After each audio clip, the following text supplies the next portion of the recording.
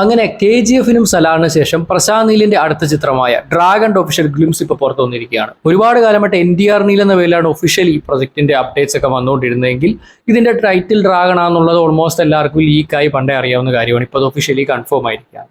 So ഈ ടീസറിലേക്ക് വരികയാണെങ്കിൽ സാധാരണ നമുക്കറിയാവുന്ന കാര്യമാണ്, സലാർ എടുത്താലും KGF എടുത്താലും ഒരുപാട് അഡ്രിനാലിൻ റഷ്, രോമാഞ്ചം കൊള്ളിക്കുന്ന മൊമെന്റ്സ് ഒക്കെ വെച്ച് ഭയങ്കര എലവേഷൻ ഒക്കെ ആയിട്ടൊരു ഭീകര സംഭവമായിട്ടായിരിക്കും ഈ പ്രശാന്ത് നീൽ സിനിമകളുടെ ടീസറുകൾ വരുന്നത്. പക്ഷെ ഇവിടോട്ട് വരുമ്പോഴേക്കും സ്റ്റോറിയിലാണ് ഫോക്കസ്. മറ്റ് ടീസറുകൾക്ക് ഇല്ലാത്ത പോലെ ഇവിടെ സ്റ്റോറിക്കും പ്ലോട്ടിനും നല്ലൊരു ഫോക്കസ് കൊടുത്ത് അത് തന്നെയാണ് ബിഗിനിങ്ങിൽ കാണിക്കുന്നത്. ഇത് പ്രശാന്ത് നീൽ തന്നെ റീസെന്റ് ഒരു ഇന്റർവ്യൂവിലും പറഞ്ഞിട്ടുണ്ടായിരുന്നു, നേരത്തെ ഉള്ള ഒരു സ്റ്റൈല് മാറ്റി സ്റ്റോറിക്ക് ഫോക്കസ് കൊടുത്ത് അതാവുമ്പോഴത്തേക്കും രോമാഞ്ചമുള്ള മൊമെന്റ്സിന് തിയേറ്ററിൽ അത് സ്പോയിൽ ആവുകയുമില്ല. അതേസമയം കഥ എന്താണെന്ന് ഓഡിയൻസിന് കൃത്യമായിട്ട് സിനിമ കാണുന്നതിന് മുന്നേ തന്നെ ആ ഒരു തീമും കാര്യങ്ങളും എന്തൊക്കെയാണെന്ന് മനസ്സിലാവുകയും ചെയ്യും. 4 മിനിറ്റിലധികം വരുന്ന ഈ ടീസറിൽ സിനിമയിലെ വില്ലന്മാരെയാണ് കൂടുതലും ഇൻട്രൊഡ്യൂസ് ചെയ്തിട്ടുണ്ടായിരുന്നത്. അതിന്റെ അവസാനമാകട്ടെ നായകനായ NTR. എന്നാൽ നായകൻ തന്നെയാണോ NTR അതോ വില്ലനാണോ? അതേപോലെ അനിൽ കപൂറിന്റെ റോൾ എന്താണ്, ബിജു മേനോന്റെ റോൾ എന്താണ്, ടൊവിനോ ഏത് റോളിൽ നിന്നാണ് ഇതിൽ നിന്ന് മാറ്റിയത്, അങ്ങനെയൊക്കെയുള്ള ഒരുപാട് ചോദ്യങ്ങളും ടീസറിൽ കണ്ട ഒരു കഥ അതിനെക്കുറിച്ചൊക്കെ പറയാൻ ഒരുപാടുണ്ട്. സോ നമുക്ക് വെച്ച് താമസിക്കാതെ ബ്രേക്ക് ഡൗണിലേക്ക് കടക്കാം. Welcome to Mantra talkies. ഞാൻ ശ്രീനന്ദൻ ചെങ്ങന്നൂർ.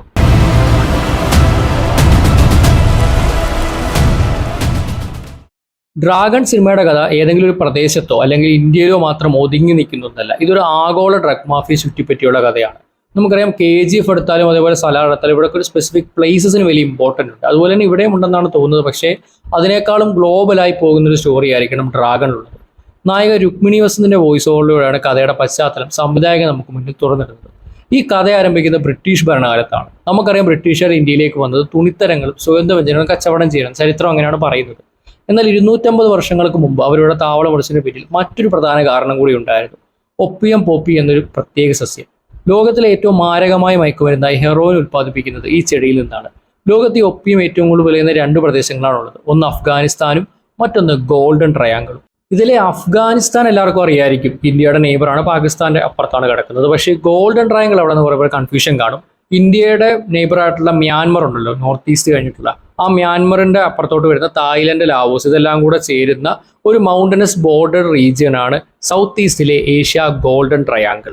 ഹിസ്റ്റോറിക്കലി പറഞ്ഞ ഒപ്പിയം പ്രൊഡക്ഷൻ, ഡ്രഗ് ട്രേഡിനൊക്കെ ഏറ്റവും അധികം ഫേമസ് ആണ്. സോ ഇവരുടെ റിയൽ ലൈഫ് ഹിസ്റ്ററിയിൽ നിന്ന് തന്നെയാണ് ഈ ഒരു കഥയിലെ കാര്യങ്ങൾ എടുക്കുന്നത്. അപ്പോൾ ബ്രിട്ടീഷ് ഭരണകാലത്ത് ആ കാലഘട്ടത്തിൽ ലോകത്തിന്റെ ഒപ്പിയം വ്യാപാരത്തിന് 90% നിയന്ത്രിച്ചിരുന്നത് ഈ ബ്രിട്ടീഷുകാരാണ്. എന്നാൽ 1947 ഇന്ത്യക്ക് സ്വാതന്ത്ര്യം ലഭിച്ചതോടെ കോടികൾ കൊയ്യുന്ന ഈ ബിസിനസ് സാമ്രാജ്യം കൂടി ഉപേക്ഷിച്ചാണ് ബ്രിട്ടീഷുകാർക്ക് പോകേണ്ടി വന്നത്. അതിനുശേഷം ഈ അധോലോക വ്യാപാരം പ്രധാനമായി 2 ഗ്രൂപ്പുകളെ വിഭജിക്കപ്പെട്ടു. ഒന്ന് അഫ്ഗാൻ ട്രേഡിങ്ങും 2 ഗോൾഡൻ ട്രേഡിങ്ങും. ഈ 2 മാഫിയ സംഘങ്ങൾ തമ്മിൽ നടക്കുന്ന ആധിപത്യത്തിന് വേണ്ടിയുള്ള ചോരക്കളി അഥവാ ഒപ്പിയം വാർസ് ആണ് ഈ ചിത്രത്തിന്റെ പ്രമേയം. അപ്പൊ അധോലോകത്തിലെ 6 കൽപ്പനകൾ, അതായത് 6 ഡേയ്സ് ഓഫ് ക്രിയേഷൻ എന്ന് പറഞ്ഞ ആ ഒരു സംഭവം ഉണ്ടല്ലോ, അത് വെച്ചിട്ടാണ് ഇവര് ഈ ഒരു സിനിമയിലുള്ള 6 പ്രധാനപ്പെട്ട വില്ലന്മാരെ പരിചയപ്പെടുന്നത്. ബൈബിളിലെ സൃഷ്ടിപ്പിന്റെ 6 ദിനങ്ങളെ ഓർമ്മിപ്പിക്കുന്ന രീതിയിലാണെന്ന് പറയാം. അപ്പോൾ ആദ്യം കാണിക്കുന്നത് ഡേ 1 ദാദാ സർക്കാർ. ഈ 2 ഒപ്പിയം ട്രേഡിംഗ് കമ്പനിയുടെ ബോസ് ഇദ്ദേഹമാണ്. 1967 മുതൽ ഈ സാമ്രാജ്യത്തിന് അടിത്തറ പാകിയത് ദാദാ സർക്കാരാണ്. രണ്ടാമത്തെ ദിവസം കാണിക്കുന്നത് സുജയ് സർക്കാരിനെയാണ്. ദാദാ സർക്കാരിന് ശേഷം ഈ മാഫിയെ നയിക്കുന്ന സെക്കൻഡ് ഇൻ കമാൻഡായ യുവനേതാവാണ്. ഡേ 3 ബോബി സർക്കാർ കടന്നു വരുന്നത്. ഭരണകൂടത്തിന്റെയും മന്ത്രിമാരുടെ ഇടയിൽ നിൽക്കുന്ന മാഫിയയുടെ പ്രധാന ഉപദേശകൻ. ക്രൂരത മുഖമുദ്രയാക്കിയ വളരെ സ്റ്റൈലിഷ് ആയില്ല. ശരിക്കും ഒറിജിനൽ ഈ സിനിമ ഷൂട്ട് ചെയ്തപ്പോൾ ടൊവിനോ ആയിരുന്നു റോൾ ചെയ്തിരുന്നത്. പിന്നെ റീഷൂട്ട് വന്നപ്പോഴാണ് ടൊവിനോയ്ക്ക് പകരം മറ്റൊരു ആക്ടറെ കൊണ്ടുവരേണ്ടി വന്നത്. കാരണം ടൊവിനോയ്ക്ക് ഡേറ്റ് ഇഷ്യൂസ് ഉണ്ടായിരുന്നു. ഡേ 4 വരികയാണെങ്കിൽ റാവു ദ അക്കൗണ്ടന്റ്. ഈ ഡ്രഗ് മാഫിയയുടെ സാമ്പത്തിക തലച്ചോറാണിയാണ്. 100 കണക്കിന് കോടികളുടെ കണക്കുകൾ നിയന്ത്രിക്കുന്ന ഇദ്ദേഹമാണ്. Day 5 Victor Menskoff. റഷ്യൻ ഡിസ്ട്രിബ്യൂട്ടറാണ്. ലോകമെമ്പാടും മയക്കുമരുന്ന് എത്തിക്കുന്ന അന്താരാഷ്ട്ര ശൃംഖലയുടെ തലവൻ. ഡേ 6 ബൈലാൻ ബെർസി. ആഫ്രിക്കയിലേക്കും യൂറോപ്പിലേക്കും മയക്കുമരുന്ന് വിതരണം ചെയ്യുന്ന കറുത്തവർഗക്കാരായ വില്ലന്മാർ. കൂടാതെ മാഫിയയ്ക്ക് വേണ്ടി ക്രൂരമായ ഒരു പ്രൈവറ്റ് ആർമി പരിശീലിപ്പിക്കുന്ന ട്രെയിനറും ഇതിലുണ്ട്. മുഖംമൂടി ധരിച്ച് എന്തിനും മടിക്കാതെ 91 പോരാളികൾ ഇവർക്കൊപ്പം. എന്നാൽ അടുത്തായി പറയാൻ പോകുന്നത് 7-ാം നാൾ ജനിച്ച ഒരു പിശാചിനെ കുറിച്ചാണ്. ബൈബിൾ അനുസരിച്ച് ദൈവം 6 ദിവസം കൊണ്ട് ഭൂമി സൃഷ്ടിച്ച് പൂർത്തിയാക്കി 7-ാം ദിവസം വിശ്രമിച്ചു എന്നാണ്. എന്നാൽ ഈ കഥയിൽ 7-ാമത്തെ ദിവസം ഒരു പിശാചി ജനിക്കുകയാണ്.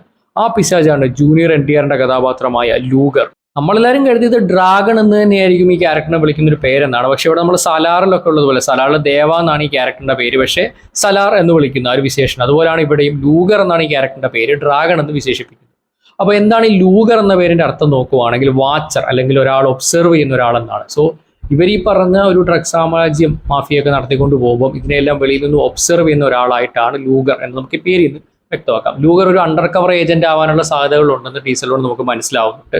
പിന്നെ വേറൊരു കാര്യം, ലൂഗർ കുറച്ച് ഗണ്ണിന്റെ പേരാണ്. ഓക്കെ, ജോർജ് ലൂഗർ എന്ന് പറഞ്ഞിട്ടുള്ള ഒരു ഇൻവെന്റർ, അയാൾ ലൂഗർ P08 എന്ന് പറഞ്ഞ പിസ്റ്റൾ ഉണ്ടാക്കിയിട്ടുണ്ട്. സോ പുള്ളിയുടെ പേര് കാരണം ഗണ്ണിന്റെ പേരും ലൂഗർ എന്നായിട്ടുണ്ട്. സോ ഇവിടെയും ഈ പറഞ്ഞ സിനിമയുടെ തീമുമായിട്ടൊക്കെ ഈ ഒരു പേര് നല്ലപോലെ മാച്ച് ആവുന്നു. എന്നാൽ NTR ആണ് സിനിമയിലെ നായകന് നമുക്ക് പറയാൻ പറ്റുമോ? ഇതുവരെ പറഞ്ഞ 6 ദിവസം വില്ലന്മാരാണ്. 7 ദിവസം വരുന്ന ഇവരെക്കാൾ വലിയ വില്ലനായ സാക്ഷാൽ ഡെവിളായ ലൂഗറാണ്. കാരണം ഇവരെയൊക്കെ നേരിടണമെങ്കിൽ ഒരു ഡെവിളിനെ പറ്റും. അപ്പൊ സിനിമയിലെ വില്ലൻ NTR ആണെന്നും നായകൻ അനിൽ കപൂർ ആണെന്നും നേരത്തെ എവിടെയോ കേട്ടിരുന്നു. അത് ശരിവെക്കുന്ന പോലെയാണ് ഗ്ലിംസിലെ അടുത്ത സീൻ. ഇതെല്ലാം കാണിച്ചതിന് ശേഷം അനിൽ കപൂറിന്റെ കഥാപാത്രമായി രഘുവീർ റാത്തോഡിനെ കാണിക്കുന്ന ഒരു ആർമി ഓഫീസറാണ് അദ്ദേഹം. സോ ഇത്രയധികം പ്രശ്നങ്ങൾ അണ്ടർവേൾഡിൽ നടക്കുമ്പോൾ ആർമിയുടെ സൈഡിൽ നിന്നും ഇതിനെ നേരിടുന്നത് അനിൽ കപൂറിന്റെ ക്യാരക്ടറായി രഘുവീർ ആയിരിക്കും. സോ അനിൽ കപൂറിനെതിരെ സംസാരിക്കുന്നത് നമ്മുടെ ബിജു മേനോന്റെ ക്യാരക്ടറാണ്. ജലീൽ റഹ്മാൻ എന്ന അഫ്ഗാനിസ്ഥാൻ ലോജിസ്റ്റിക്സ് ഹെഡായിട്ടാണ് ഈ സിനിമയിൽ ബിജു മേനോൻ അഭിനയിക്കുന്നത്. സലാറിനെയൊക്കെ ഓർമ്മിപ്പിക്കും വിധമാണ് ഇതിലെ NTRന്റെ സീൻസ് എന്ന് പറയുന്നത്. ഇത് പ്രഭാസിന് പകരം കറക്റ്റ് സ്ഥലത്ത് NTRനെ കൊണ്ടുവന്ന് വെച്ച പോലെ കോസ്റ്റ്യൂം എടുത്താലും ബാക്ക്ഗ്രൗണ്ട് എടുത്താലും ഡയലോഗ് മോഡ് ഏതെടുത്താലും അതുപോലെ തന്നെ ഇരിക്കുന്നത്. ഇപ്പം സലാർ ആദ്യത്തെ ടീച്ചറും കാര്യങ്ങളും KGF പോലെ ഉണ്ടല്ലോ എന്ന് പലരും പറഞ്ഞു. പക്ഷെ അതിനേക്കാളും അന്ന് ശരി ഒരു ടോണൊക്കെ തമ്മിലൊരു സിമിലാരിറ്റി ഒക്കെ ഉണ്ടായിരുന്നു. പക്ഷേ ഇതിപ്പം കറക്റ്റ് സലാർ എടുത്ത് വെച്ച പോലെയാണ് ഡ്രാഗൺ കണ്ടിട്ട് എനിക്ക് തോന്നിയത്. അപ്പോൾ ഗ്ലിംസിൽ ഒരു ഡയലോഗ് NTR പറയുന്നുണ്ട്, ഞാൻ ഉറങ്ങുമ്പോൾ എൻ്റെ കണ്ണുകളിൽ ഞാൻ കൊന്നവരുടെ മുഖങ്ങളല്ല വരുന്നത്, എൻ്റെ ശേഷിക്കുന്ന ശത്രുക്കളുടെയാണ്. സോ അതിൽ വരാതെ നീ നോക്കിക്കോ എന്നൊക്കെ പറഞ്ഞൊരു മാസ് ഡയലോഗ് പോലെയാണ് പറയുന്നത്. പക്ഷേ ഹോണസ്റ്റ്ലി എനിക്ക് വലിയൊരു ഇമ്പാക്റ്റ് കിട്ടിയില്ല. കാരണം പ്രഭാസൊക്കെ വന്ന് നിൽക്കുമ്പോൾ ഉള്ള ഒരു പറയുമ്പോൾ ഉള്ളൊരു ഇമ്പാക്റ്റ് ഇവിടെ കൊണ്ടുവരാൻ സാധിച്ചില്ല. സിനിമയുടെ വേറൊരു സംഭവം പറയുകയാണെങ്കിൽ ഇത് കുറേ റീഷൂട്ട് ചെയ്തതാണ്. ഓക്കെ, ഒറിജിനലി ഇതിൻ്റെ ഒരു വേർഷൻ ഉണ്ടായിരുന്നു, അതിലാണ് ടൊവിനോ തോമസ് ഭാഗമായിട്ടുണ്ടായിരുന്നത്. എന്നാൽ പിന്നീട് ഇത് അതൃപ്തനായിട്ടാണ് മൊത്തത്തിൽ കട്ട് ചെയ്തിട്ട് പുതിയൊരു വേർഷൻ ഉണ്ടാക്കിയത്. അതിലെ വിഷ്വൽസാണ് നമ്മളിപ്പോൾ കണ്ടത്. സോ അതുകൊണ്ട് തന്നെ ഡേറ്റിൻ്റെ ഇഷ്യൂസ് ഉള്ളതുകൊണ്ട് ടൊവിനോയ്ക്ക് വരാൻ പറ്റിയില്ല. അപ്പോൾ നമ്മൾ നേരത്തെ പറഞ്ഞ പോലെ ആ ഒരു ക്യാരക്ടറായിട്ട് ബോബി സർക്കാരായിട്ട് മറ്റൊരു ഹിന്ദി നടനാണ് ഇപ്പോൾ അഭിനയിക്കുന്നത്.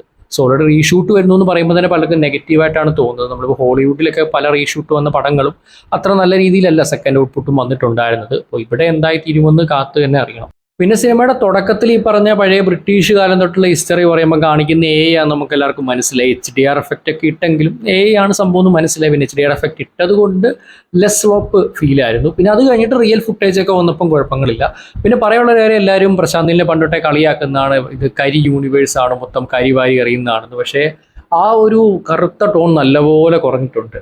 ബാക്കി അറ്റ്മോസ്ഫിയർ ഡയലോഗ് കാര്യങ്ങളൊക്കെ അതേപോലെയൊക്കെ തന്നെ ഉണ്ടെങ്കിലും ആ ടോൺ നല്ലപോലെ കുറഞ്ഞിട്ടുണ്ട്. ആകെ NTR വരുന്ന സീനിൽ മാത്രമാണ് കാണുന്നത്. സോ ഐ തിങ്ക് NTR വരുന്ന സീൻസിൽ മാത്രമായിരിക്കും ഈ പറഞ്ഞ കറുത്ത ടോൺ ഫോക്കസ് ചെയ്യുന്നത്. ബാക്കി ക്യാരക്ടേഴ്സൊക്കെ ഉള്ളപ്പോൾ അത്രത്തോളം ടോൺ ഇല്ലാതെ കുറച്ചുകൂടെ ലൈറ്റ് ടോൺ ആയിട്ടാണ്. ഇപ്പോൾ ബിജു മേനോന്റെ സീനൊക്കെ എടുത്ത് നമുക്കറിയാം, ഒരു സലാറിലോ KGF കണ്ട ടൈപ്പ് അത്രയും ഡാർക്കായിട്ടുള്ള ഒരു ഫ്രെയിം അല്ല അതിലുള്ളത്. സോ പഴയ കുറേ സിനിമകളിൽ താൻ ചെയ്തിട്ടുള്ള ഒരു ടിപ്പിക്കൽ, അതായത് പ്രശാന്ത് നീൽ പടം എന്ന് പറയുമ്പോൾ തന്നെ എല്ലാവരും പെട്ടെന്ന് പ്രതീക്ഷിക്കുന്ന കുറേ പേര് ട്രോളുന്ന സംഭവങ്ങളൊക്കെ ഈ ഒരു സിനിമയിലൂടെ മാറ്റിയെടുക്കാനാണ് പ്രശാന്ത് നീൽ ശ്രമിക്കുന്നതെന്ന് തോന്നുന്നു. എനിവേ അത്ര തരക്കേടില്ലാത്തൊരു ഗ്ലിംസ് ആയിരുന്നു, ഭയങ്കര മോശമൊന്നും പറയുന്നില്ല. പിന്നെ കാണിച്ചത് അതിപ്പോൾ ചിലപ്പോൾ ടീസറിന് വേണ്ടി പെട്ടെന്ന് ചെയ്തായിരിക്കും, സിനിമയിൽ എന്താകുമെന്ന് അറിയില്ല. എന്തായാലും ഇതിന്റെ പ്രമിസൊക്കെ അത്യാവശ്യം കൊള്ളാം, ഇൻട്രസ്റ്റിംഗ് ആണ്. നേരത്തെ പറഞ്ഞതുപോലെ സലാറിലും KGF ഒക്കെ എന്താണ് സംഭവം എന്ന് പ്രോപ്പർലി കാണിക്കാതാണ് അതിന്റെ ടീസറും ട്രെയിലറും ഒക്കെ വന്നിട്ടുണ്ടായിരുന്നു. നമുക്കൊരു ക്ലൂ കിട്ടത്തില്ല. പക്ഷെ ഇവിടോട്ട് വരുമ്പോഴേക്കും ക്യാരക്ടറിനെയും അതേപോലെ ബാക്കി വേൾഡിനെയും നമ്മൾ ഓഡിയൻസിന് ആദ്യം ഒന്ന് ഇമോഷണലി അറ്റാച്ച് ആവാൻ വേണ്ടിയിട്ടാണ് അതിന്റെ ഒരു ബേസ് ആയിട്ടുള്ള കാര്യങ്ങളൊക്കെ ഗ്ലിംസിൽ തന്നെ പറഞ്ഞിട്ടുണ്ടായിരുന്നത്.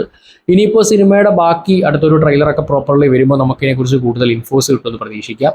എന്തായാലും എന്താണ് നിങ്ങൾക്ക് ഡ്രാഗൺ ടീസർ കണ്ടിട്ട് തോന്നിയത്, ഡ്രാഗൺ ഗ്ലിംസ് കണ്ടിട്ട് തോന്നിയത് താഴെ കമന്റ് ബോക്സിൽ പറയുക. അപ്പോൾ ഇത്തരത്തിൽ നമ്മൾ കൂടുതൽ സിനിമ സീരീസിലുള്ള വീഡിയോസ് നമ്മുടെ ചാനലിൽ അപ്ലോഡ് ചെയ്യുന്നതാണ്. അപ്പോൾ ഇത്തരം കണ്ടൻസ് ഇഷ്ടപ്പെടുന്ന ആളാണ് നിങ്ങളെങ്കിൽ ചാനൽ ഇഷ്ടപ്പെട്ട് സബ്സ്ക്രൈബ് ചെയ്ത് നമ്മുടെ ഇൻസ്റ്റാഗ്രാം പേജ് ഒന്ന് ഫോളോ ചെയ്തേക്കുക.